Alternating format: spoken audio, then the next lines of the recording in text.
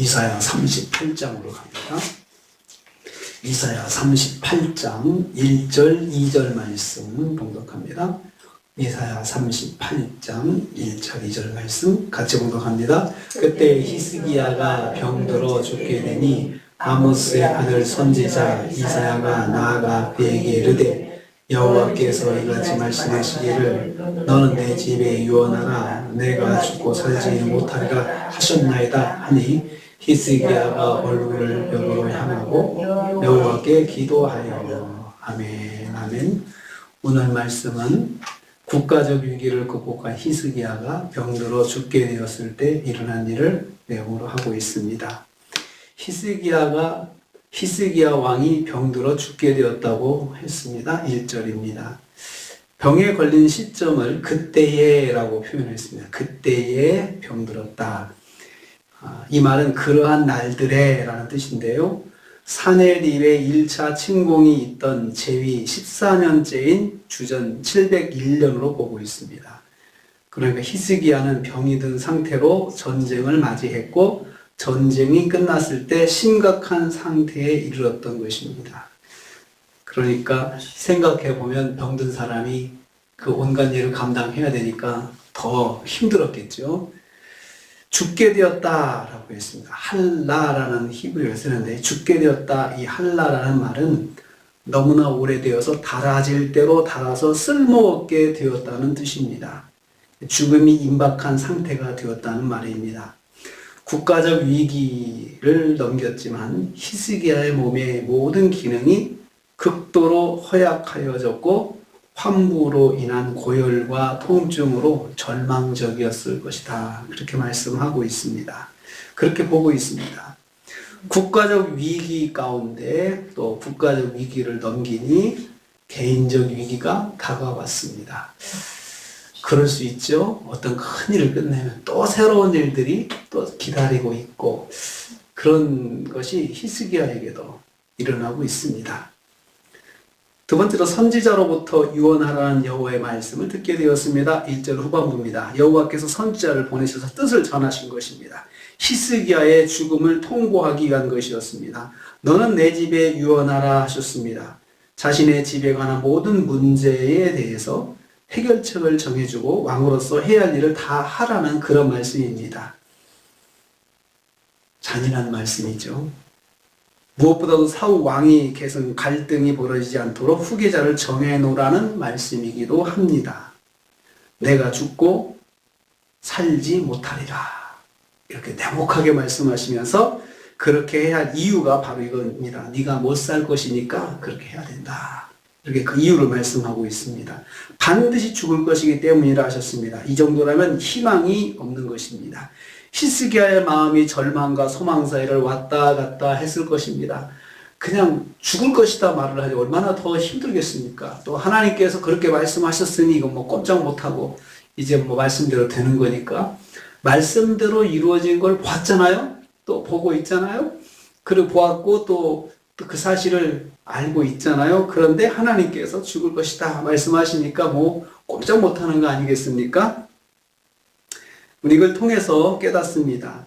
바로 37장에서 아수르라고 하는 나라의 왕의 그 나라의 그 군대가 하루아침에 괴멸되었잖아요.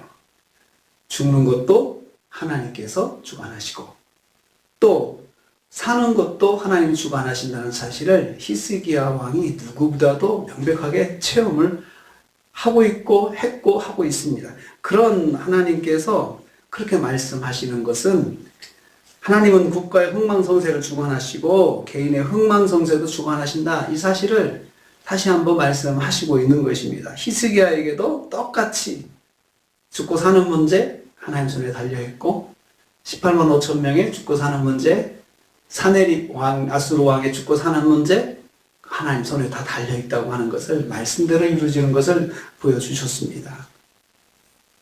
2절 말씀 보면 히스기야가 즉각 하나님께 기도했다라고 했습니다. 죽음 선고를 받은 히스기야의 반응입니다. 히스기야는 즉각적으로 얼굴을 벽으로 향하였다라고 했습니다. 그렇게 하니 히스기야가 얼굴을 벽으로 향하고 여호와께 기도했다라고 했습니다. 1절과 2절 사이에 주저하는 흔적이 없습니다. 그래서 벽을 봤다. 벽은 히스기야의 즉각적이고도 강한 의지를 보여주는 표현입니다. 오직 하나님만 의지하고 있는 모습을 형상화한 것이 벽입니다. 벽.